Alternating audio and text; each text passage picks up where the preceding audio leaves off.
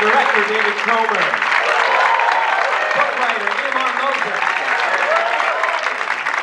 Ken Marks. And Tom Tedler. Andrew Moran. Mr. Yazbek, let's start with you. Oh, good. When did you first hear about this story, and what on earth made you think it sings? When I heard it, I didn't even know I was ever going to be involved with musical theater. I heard this story 30 years ago. A friend of mine told me this story, true story. His mother had sent him clippings when it was all happening, when the body was discovered, and she was that kind of mother, you know, sends her clippings. He tells me this story sometime after college, and it was one of those stories that just stuck like a barb in my brain, like a worm in Robert Kennedy Jr.'s brain. So, give him a chance. That is the sense of humor that writes this show. This was a kind of story that when you tell people the story, whether it's over a meal or whether it's a group of people, it tends to stick with a lot of the people. When I heard this story, I was so enthralled that I actually, this was way before Googling stuff, I went to the New York Public Library, I was looking at microfiche, I was just like so into it, and I had no idea that I was ever going to try to adapt the thing, or that anyone would. But Eric Della Penna, who I wrote these songs with, and who I guess is not here, great songwriter and plays in my band. And we just started talking about the story. We wrote a couple of songs. COVID hit, and Dean Sharonow, who's the music supervisor of this show, and the co-producer with me of the cast album, he said, let's put on masks, let's get into the studio, we'll record a couple of these songs, like demos. They sounded great. We were like, wait a sec, this is like the best stuff we've ever written. Eventually we called Itamar, not too long after that. Said, Itamar and I had come off of Band's Visit. Itamar and I had a great working relationship. Cromer not so much, but you know, no, kidding. The three of us had a great working relationship. We brought Cromer in, what I'm thrilled about is that now this American story is America's coming to see this story. You know, I think maybe this story will go out to see America soon enough as well. So, does that answer your goddamn question? No, it's so good. It's so good. Mr. Cromer, can we talk about the decision to make poor Andrew stand there instead of use a dummy? What? No. You know, I want to just say one thing. I just have made an association while you were talking about what made it sing, and I just think it's one of the things I have admiration about your execution of this is almost any strange, interesting anecdote that clings to your brain has something in it that talks to us about, like everything is connected. So every little story about mortality, anything that creeps you out, goes, oh, wow, that's really cool. Wow, he was more famous dead than alive, and he had to like any odd story like that, if you dig into it, has this kind of observation about mortality and our fascinations and things we fear and things we love. I think that you can, not that it's easy to do that, but that you can find that in every little story that catches our imagination. The decision to have Andrew stand. I will say in very practical terms, there was always a slight challenge. There was a piece of conventional wisdom about the show, which is what do you do when what are you supposed to do when your main character dies halfway through and isn't going to, and it was decided he wasn't going to talk or sing or be a ghost. And honestly, we were fascinated by that. I don't think we ever said it can't be done, and I don't think any of us ever thought it was a problem. We just thought it was an interesting problem to solve, and that if we could crack it, it would be interesting. and I'm not claiming that this works on this level, but it became clear that the way to do it was for the writers to focus on the people who owned Elmer and to follow the story through them, but that you had to have Elmer with them. You had to know that Elmer was there. And I don't know whether there was a spirit inside of Elmer looking out at them. I don't know if there's one in the show, I really don't. I just know that he had to be there, and we all make it. There's a thing, to explain Tabula Rasa for us. Tabula Rasa, when you look at something that can change its meaning, so the idea was that when you're looking at a mummy, let's say you're in the Egyptian wing of a museum or something like that, you will impose upon it what's internal to you. It's one of the reasons why it's so fascinating. And I remember very clearly you saying at one point, we need him on stage, like the actual actor has to be on stage, and you... The question was, do we have a mummy, do we have a dummy, do we have a thing, do we, you know what I mean, like what was the cute theater convention, and this is a much longer answer than you want to realize, but we were going to do a cute theater convention, but it had to be the person we'd known, and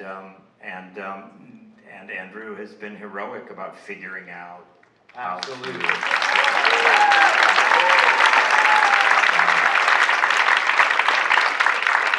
about solving the problem that there is a human being, there is a soul and a mind and a brain, and we're vibing with Andrew during those scenes, and so that's why it started out as a practical concern to keep the thread of the story going, but we made it into something that we think is sort of one of the central needs of the show. And I think, Andrew, your work becomes a parallel. I don't know about you guys, but as I was watching it, I was going like, oh, the burden on you is also representative of this body not getting to rest. You know what I mean? Watching the relentlessness of you having to be present for all of this, we just wanted you and Elmer to get to go to sleep. You know what I mean? It's like, can you talk about just the physical restraint? I'm sure you get asked this all the time, but what is that like?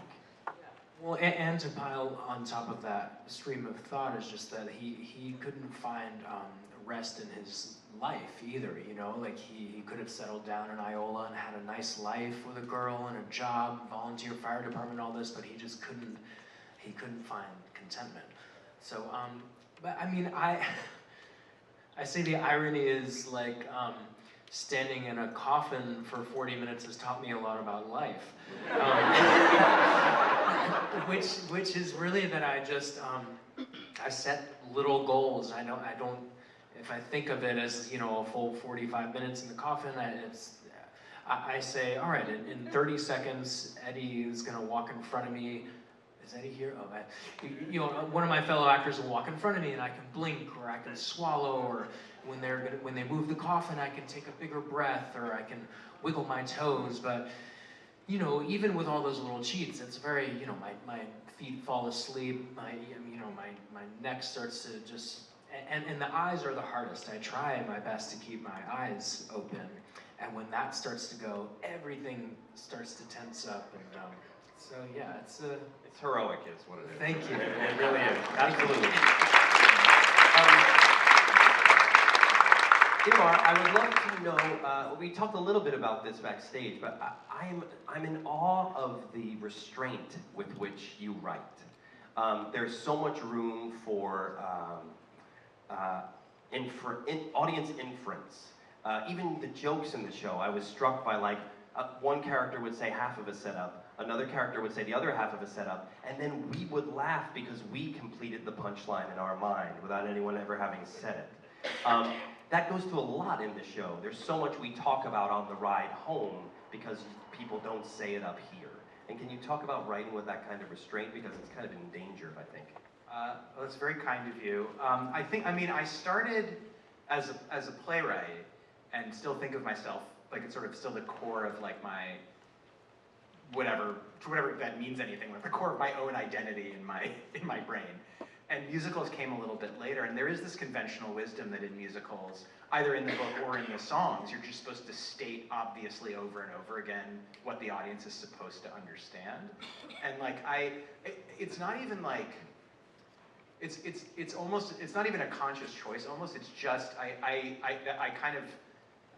I have a hard time physically doing that, like typing those lines onto the page. I want to leave the absence. Now, also in a musical, that burden is maybe more on the songs than on the book, and your job is to sort of be the connective tissue and set things up and like, you know, take some moments to sort of deepen character. But Yazbek also doesn't write lyrics that way. There's something, I mean, in a way, I think the thing that comes closest to telling you what the show was about is that last number during the funeral, Crimson Thread, but it does it as like a series of Zen koans, almost. So it's like, so it's just, and it has to do with also working with collaborators who share your taste. I mean, Cromer too is like allergic to inauthenticity, like he physically can't be in the room with it. There was one, I won't even say what it was, but there was one joke that was like killing at early previews, but it was like a little bit hammy and a little bit like just, and after the second preview, Cromer came up to me and said, "I am begging you to cut that joke." It was getting a huge laugh. And I was like, it was, but then I cut it. So it has to do with having that impulse yourself, and then also like collaborators who keep you honest, and also just like not, maybe coming into musicals a little bit sideways and therefore not necessarily even ever having been taught the way you're quote unquote supposed to do things, and then ending up partnering with Yazbek, first on Band's Visit and then on this, that's his sort of his mantra about writing musicals is there is no supposed to, just do what works for your show. I love it so much. And I think it allows us to participate in a way that we often aren't asked to, which I enjoy.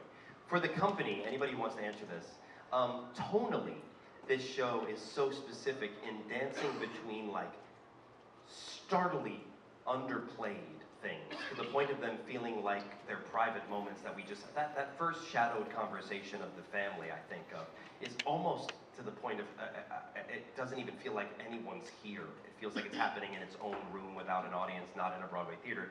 To then having on a dime to switch into the world of Tom's 11 o'clock number in the morgue. How do you dance between those tones? I'm not sure I can speak to the first part because, you know, other than the fact that, well, no, actually, I think Noguchi's autopsy scenes are very much part of that same fabric. I don't know if Cromer will remember, but I heard him say offhand when we were rehearsing at the Sheen Center off Broadway that the scenes were more like snippets of something you'd watch in a documentary rather than something you'd watch in a dramatic film.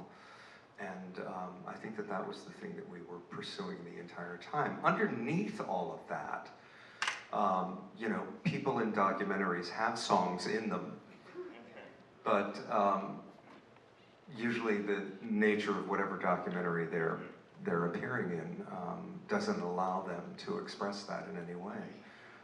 Or those things are part of the fabric of the drama of their lives that perhaps they're not even aware of. But I think that that's the interesting thing about that.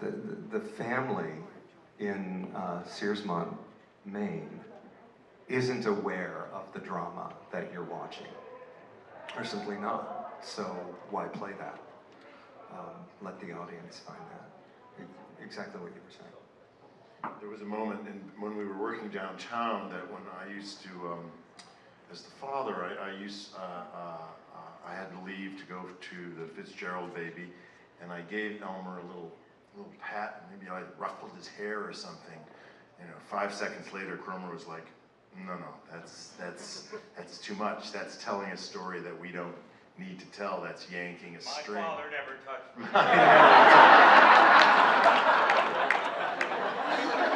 And there you have it, the basis of that entire scene. That's My phenomenal. father never. But I have come to adore that scene for the very reason that it's like a great David Cromer acting exercise. How small and true can we be, and let the audience have to lean forward to kind of say, what is this thing? And we don't have to do anything except talk to each other and let the words live for everybody. And it's such a gift and a great way to start the show. It never, ever leaves me, that joy. Yeah, it's so true. I also think Cromer said something to us late in previews that we all have talked about quite a bit, which is, he sat us down and he said, you are not your flourishes. You are not your bits. Your artistry is just who you are. And you know, it's so validating to be told that like you are enough. That is not something you're often told in the theater or out in the world. And it's something I come back to a lot because it's easy as you get laughs to push and to try to get more and you know, it's a musical at the end of the day. So it's easy to get wrapped up in it and to come back to that and just say like, no, the simplest choice is the choice. Just breathe and do what you do. Not to harp on the childhood scene for too long, but another thing I've come to love about the way it's staged and the way it's lit, and I don't think I even consciously realized this when we were downtown, but watching it, the way the mother is staged, Helen is staged, delivering the terrible news that she's not really his mother, sitting upstage, we don't even see her face, and I remember feeling watching it in previews here, like, oh, it's as if we're watching it the way Elmer or one would remember that kind of early traumatic event, which is barely. You know, because he's 5 years old, 6 years old. Yeah, it's really cool.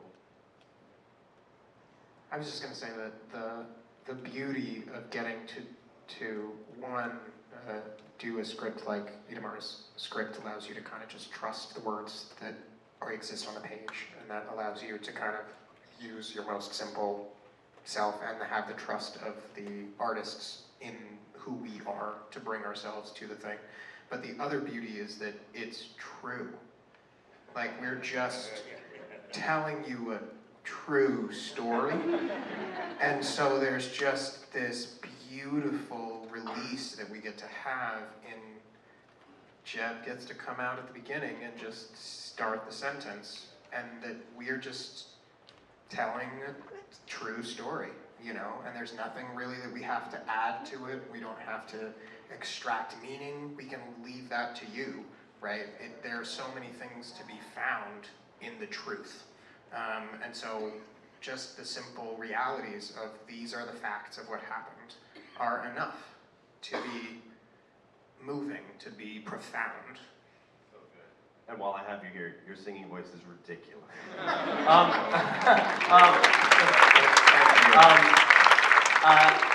Jeb, my sweet friend Jeb. Jeb has been a friend and a mentor for 25 years to me. My first professional job was with Jeb. And in just preparing questions for this, I was struck by the fact that so many of my memories of the 25 years of being around you are friends in communion around you with a guitar. Literally hundreds of memories of you playing guitar with a circle of friends around hearing stories and singing songs. Talk to me about when did you first start playing guitar, and when did you start to associate that musicianship with storytelling so that it would lead to a Tony nomination? I mean, it's a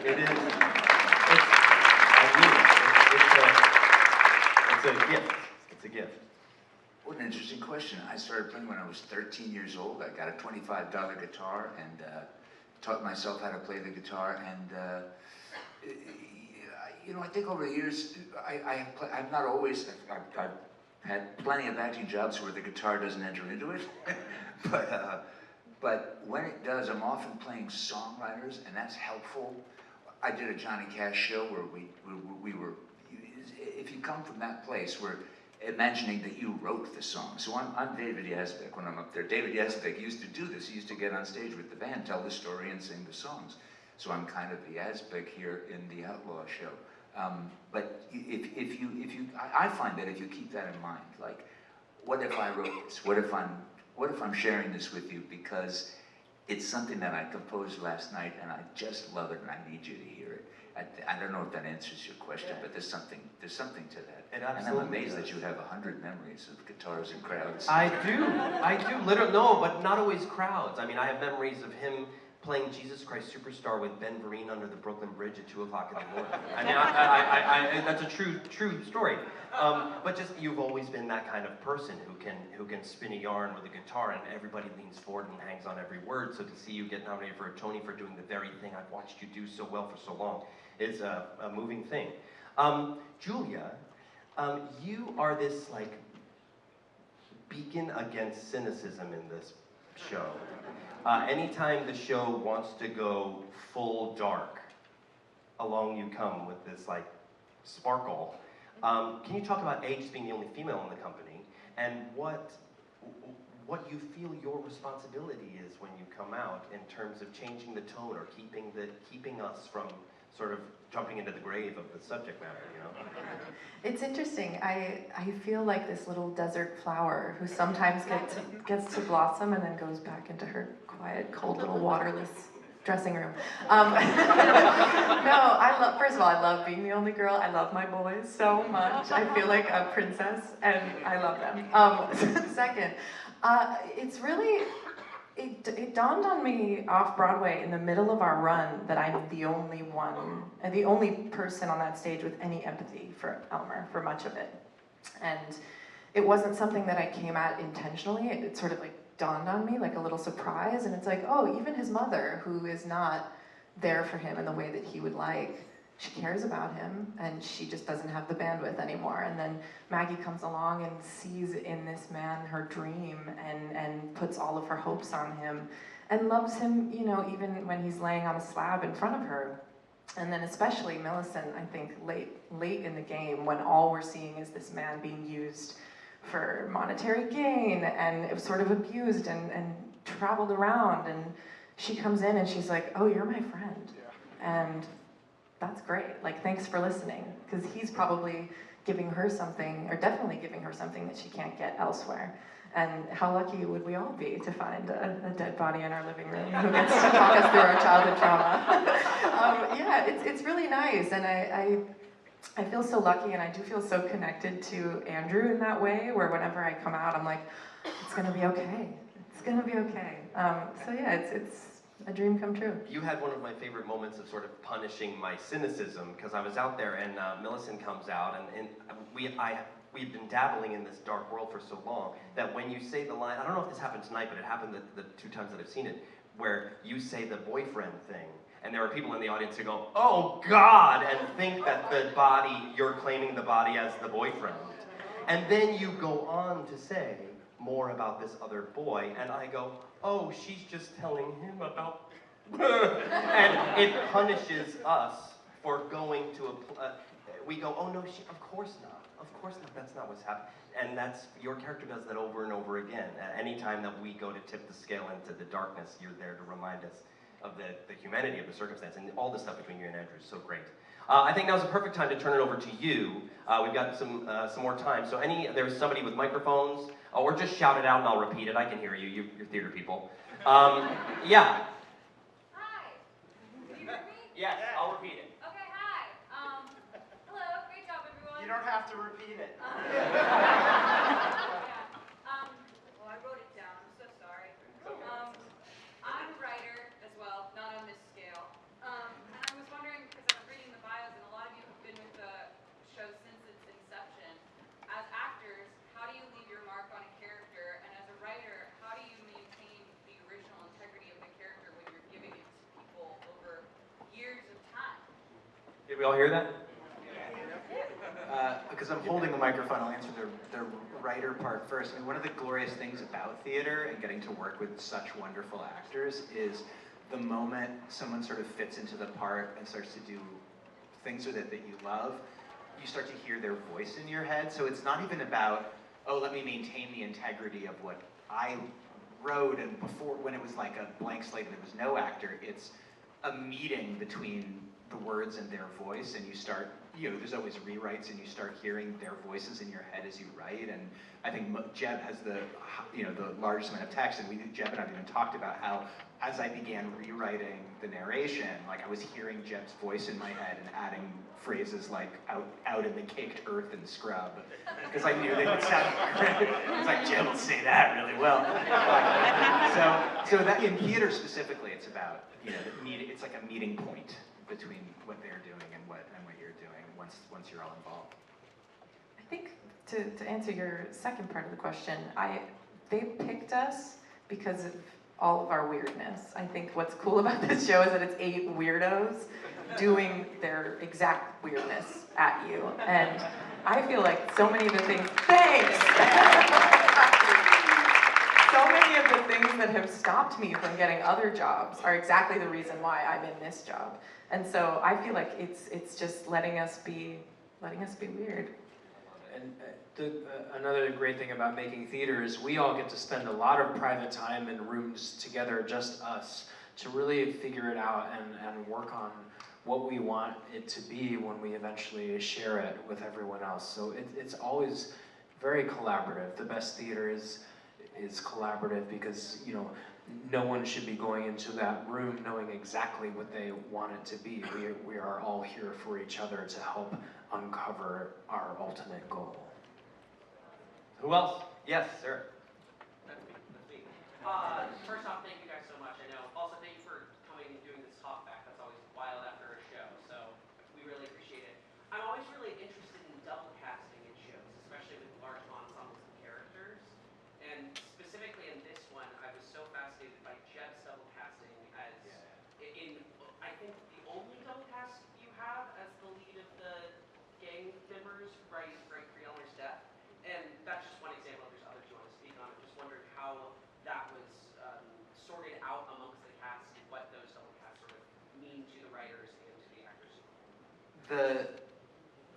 The first one you asked about is and you're right, it is the only role other than narrating that Jeb plays. And it was the answer to this is so sort of granular and like, it's the type of thing that you hope is conveyed unconsciously, one of those things that you don't say, right?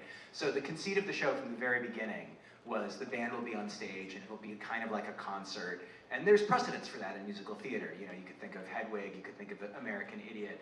But in Hedwig, for example, Hedwig is a rock star, right? So, and is literally performing a rock concert. So of course you earn, you know, so I had this question in my head. Why is there a band on stage? Like what earns that, like dramaturgically for this show? And Yasmik and I talked about this a lot, and it, as he told that story, you could hear it originated with, you know, bands, you know, Eric and Dean, these are people he played in bands with. And I started to feel this resonance between the idea of being in a band and the idea of being in a gang. And also the search for family, like Elmer's family is shattered, and then in the same way that all of us entered the theater because our fathers never touched us, or you know, you join a band or whatever it is, you find that found family, right? And Elmer's doing that. He's looking for families. He kind of finds them, they break, he finds another. And so all of which is to say, I thought, oh, so if the narrator plays Jared, and then when he introduces his brothers, it's the band, suddenly there's this, and you don't comment on it, you just sort of do it, that it would do something to the whole fabric of the show. So that was how that decision got made. The other stuff is like, I don't know.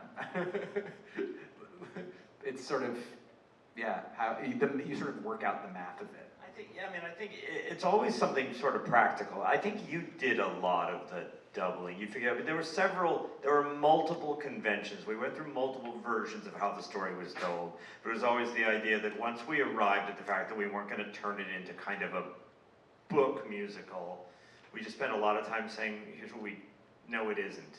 So there's a lot of it. That takes a long time to list everything something isn't. And it just became that there would be a Yazbek character, and that the Yazbek character would tell the story, grow out of that. But it started out, I think it just, I mean, you did most of the breakdowns. I think my only contribution was I kept saying we needed a few more people. You guys wanted to do it like 5 or something. I was like, we might need 8. And there was also a little bit of sort of, it's not sort of perfectly mathematical in a way that gets too, it becomes too neat in a way that you don't like, but there also is an attempt, like with Ken, you know, to play a series of father figures. He's the person Elmer thinks is his father, and then he's Douglas MacArthur, and he's William Root, and it's sort of he's finding fathers his whole life. And there's a way in which that type of thing happens with a lot of the different tracks. Julia's character's tend to feel empathy for Elmer. Right, exactly, yeah. We probably have time for 2 more down here. Yeah. First of all, I love the Embracing the Weirdness, the past 40 and the Break Metal Weirdness much more. So that's awesome. Second question, Tom's big number as the coroner. How did you come up with that? That is one of the most unexpected things I've seen in a long time. My wife said that the hanging microphone in the morgue. She said she remembers thinking, oh, that's a loaded gun. Somebody's got to shoot that loaded gun. Yeah, that's right. Somebody's got to shoot that loaded gun. Yeah, I mean, I had the image of the coroner and the mic. I mean, that's how it sort of started. You know, Sinatra, Martin, you know, I love those kind of arrangements and those kind of songs, and so does Eric Della Penna. And you know, I've written that kind of stuff before, and it comes easily. And just the idea of, it's almost like you're eating an Indian meal, and then all of a sudden someone just like shoves chicken parmesan like near the end of the meal. Like, it's just the idea of just, and also just the idea of the same rock band who's been playing sort of Americana and sometimes like AC/DC, and then all of a sudden, shika-boom, ba-da-ba, and Hank Kevin gets the solo, and so it just came very, very naturally. And I think Eric and I wrote, sometimes he wrote almost all the music and I wrote all the lyrics and vice versa. In this one, I think I wrote all the music and like the first verse, and then I couldn't keep writing because I knew he would kill me if I kept, like, because he would enjoy, you know, writing it. So it was a lot of fun to write. That's how. We had one in the back. Yes, sir, in the middle, the brown jacket. Cool. Yeah. Thank you all for your wonderful performances and for coming to the Talkback. I have a question for the composer. First, I wanted to note, like, I noticed that cadence on the train whistle in the beginning. I thought that was, like, really well done. But I wanted to ask if you could share some of your musical inspirations, because there was a blend of rock and roll and folk music, and just if you could share some of those songs. My mother always used to say, and I never understood what the hell she was talking about until I was a little older. She used to say, like, you have to have a wide frame of reference. And she kind of didn't have to say that to me, because I've always been interested in all kinds of music, obviously. I mean, if you look at what I've written. But with this show, you know, I found myself, and so did Eric, you know, I mean, when he plays in my band. He also has his own band. He's a great songwriter. He and I have a shorthand. So when I write da-da-dum, da-da-dum, and then I say, I want this to sound like an AC/DC album, 2 guitars, bass in the middle, you know, he knows exactly what I'm talking about. When he wrote all the music to the opening ballad and sent it to me, and I wrote the lyrics in about 10 minutes. Like, the music was so compelling. He's an expert in kind of American music, sort of old American music, Americana, blues, even, you know, Gershwin's, you know, like anything from 1850 to 1920. But he plays a million other things too. And so it was a lot of stuff drifting over the transom, but it's that ability to, it's like when you're hanging out with someone who has the same pop culture references, you know, like Cromer and me, like we're always quoting The Godfather or, you know, whatever. That's what it was like musically. And I have to say, Della Penna is a big influence on me. I've loved all his albums and his stuff. I know none of you have heard this stuff. I recommend it. First listen to my albums, then listen to his. So yeah, hope that answered your question. No, I want you to just say something that the thing you always say too when you're speaking to musical theater composers. Okay, so that's okay. Every now and then I'll teach a master class when I can just stand it. I like to be left alone. I just want to be. That's not true. I enjoy teaching people, but when you're teaching a musical theater master class, you're often teaching people who only listen to a certain kind of music theater, and that's deadly. Like, that's breathing the same, being in a room and just everyone's breathing the same air and breathing out the same air, and before you know it, it's all. Sorry, you know, it's all carbon monoxide. So I say to these people, look, when I was, you know, young, I used to go to the Lincoln Center Library and listen to records because there was, you know, 10,000 records on the first floor. Listen to everything, just like anything and everything. Didn't have the internet. So you have to sort of work for it. Now, you don't have to work very hard for it. So I say, usually to one person in particular in the group, I say, here's your assignment. You are not allowed to listen to musical theater for the next year. You can write as much as you want. You can take everything you've ever listened to before, because clearly you've been listening to it all your life. Listen to everything else. Listen to machine metal, listen to Chinese opera, listen to West African drumming, like just everything. And of course, you know, this is hyperbole, you know, but that's what I say to them. I say wide frame of reference. Well, and I think I'll speak on behalf of the audience that when you activate that wide frame of reference, you get things like the band's visit, and now the gift that is Dead Outlaw. Thank you all so much for your time. Thank you for coming. Have a wonderful night. This is wonderful art.